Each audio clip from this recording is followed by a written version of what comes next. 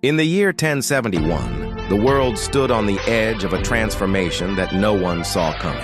The great Byzantine Empire, once ruler of the Mediterranean, believed it still commanded power, strength, and fear.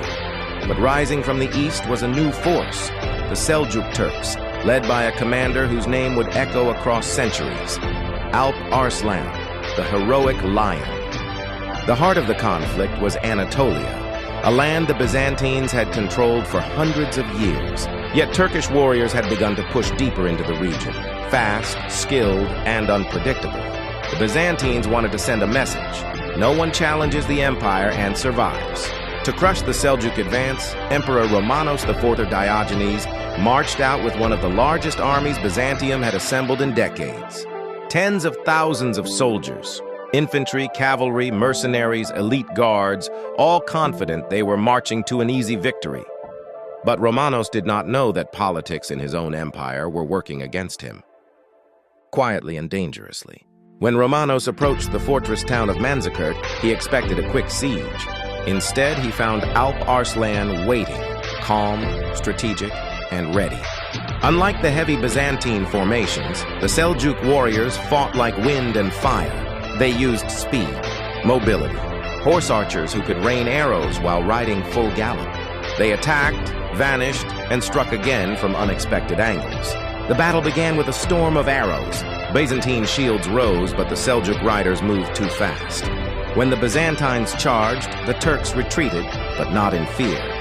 It was a trap, a careful, deliberate, masterfully planned collapse. All day, Romanos tried to break the Seljuk lines. All day, Alp Arslan stretched the battlefield wider and wider, thinning the Byzantine formation until it became vulnerable. Then came the moment that changed history. As evening approached, Romanos ordered his army to regroup.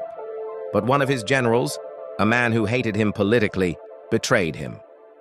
Instead of covering the emperor, he signaled a retreat. The Byzantine lines collapsed into confusion. Units collided with each other. Dust, shouts, panic. The army that was once confident now fell apart in minutes. The Seljuks struck with full force. Their cavalry swept around, closing every escape. Thousands of Byzantine soldiers were cut down or captured, and the unthinkable happened.